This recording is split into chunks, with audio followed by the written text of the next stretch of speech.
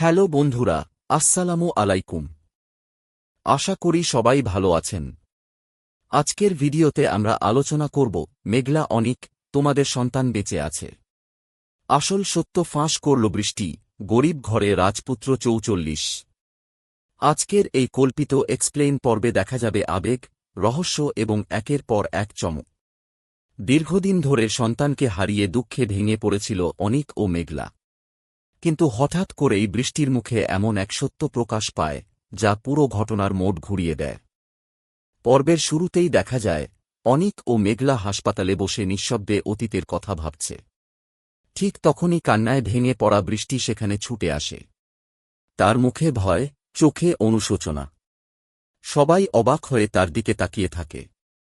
বৃষ্টি কাঁদতে কাঁদতে বলে, মেঘলা, অনিক, আমাকে ক্ষমা করে দাও। আমি আর সত্য লুকিয়ে রাখতে পারছি না। তোমাদের সন্তান মারা যায়নি, সে এখনও বেঁচে আছে। এই কথা শুনে অনিক ও মেঘলা যেন বাকরুদ্ধ হয়ে যায়। মেঘলার হাত থেকে হাসপাতালের রিপোর্ট মাটিতে পড়ে যায়। সে কাঁপা কণ্ঠে জিজ্ঞেস করে, তুমি কি বলছ? আমাদের সন্তান কোথায়? বৃষ্টি চোখের জল মুছে সবকিছু খুলে বলতে শুরু করে। সে জানায়, কিছু স্বার্থান্বেষী মানুষের চাপে পড়ে সে এতদিন সত্য গোপন করেছিল। কিন্তু প্রতিদিন অপরাধবোধ তাকে কষ্ট দিচ্ছিল। তাই আজ সে আর কোনো মিথ্যা বলতে চায় না। ঠিক তখনই একজন পুলিশ কর্মকর্তা এগিয়ে এসে বলেন, আপনি যদি সত্যিই সব জানেন, তাহলে এখনই আমাদের সেই জায়গায় নিয়ে চলুন। বৃষ্টি মাথা নেড়ে সম্মতি জানায়। এরপর অনিক, মেঘলা, বৃষ্টি এবং পুলিশের একটি দল দ্রুত সেই নির্জন বাড়ির উদ্দেশ্যে রওনা দেয় যেখানে শিশুটিকে লুকিয়ে রাখা হয়েছে বলে জানা যায়। ঘটনাস্থলে পৌঁছে পুলিশ পুরো এলাকা ঘিরে ফেলে। ভেতরে থাকা কয়েকজন পালানোর চেষ্টা করলেও তারা ব্যর্থ হয়। পুলিশ বাড়ির একটি ছোট ঘরের দরজা খুলতেই দেখা যায় শিশুটি নিরাপদে সেখানে রয়েছে। মেঘলা আর নিজেকে সামলাতে পারে না। সে দৌড়ে গিয়ে সন্তানকে বুকে জড়িয়ে ধরে কান্নায় ভেঙে পড়ে। আলহামদুলিল্লাহ, আমার সন্তান সত্যিই বেঁচে আছে। অনিকও সন্তানের কপালে চুমু খেয়ে আবেগে বলে, আজ আমাদের জীবনের সবচেয়ে আনন্দের দিন। আল্লাহ আমাদের সন্তানকে ফিরিয়ে দিয়েছেন। এই আবেগঘন মুহূর্তে উপস্থিত সবাই চোখের পানি ধরে রাখতে পারে না। এরপর বৃষ্টি সবার সামনে নিজের ভুল স্বীকার করে। আমি জানি আমার অপরাধের ক্ষমা নেই, কিন্তু আজ সত্য না বললে আমি সারা জীবন নিজেকে ক্ষমা করতে পারতাম না।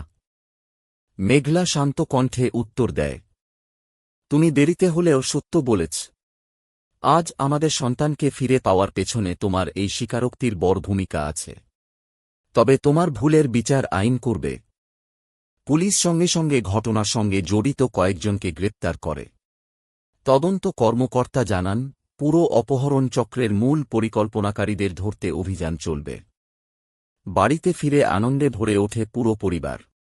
দাদা দাদি, আত্মীয় স্বজন সবাই শিশুটিকে ফিরে পেয়ে আবেগে কেঁদে ফেলেন। দীর্ঘদিনের অন্ধকারের পর আবারও সুখের আলো ফিরে আসে। অনিক মেঘলার হাত ধরে বলে, আজ থেকে আমরা আর কোনো ষড়যন্ত্রের কাছে হার মানব না। আমাদের পরিবারই আমাদের সবচেয়ে বড় শক্তি। মেঘলা হাসিমুখে উত্তর দেয়, আমরা একসঙ্গে থাকলে কোনো শক্তিই আমাদের আলাদা করতে পারবে না। কিন্তু গল্প এখানেই শেষ নয়। পর্বের শেষ দৃশ্যে দেখা যায়, দূরে একটি অন্ধকার ঘরে বসে এক রহস্যময় ব্যক্তি ফোনে বলছে, বৃষ্টি সব সত্য বলে দিয়েছে। কিন্তু আসল খেলা এখনও শেষ হয়নি। সামনে আরও বড় চমক অপেক্ষা করছে।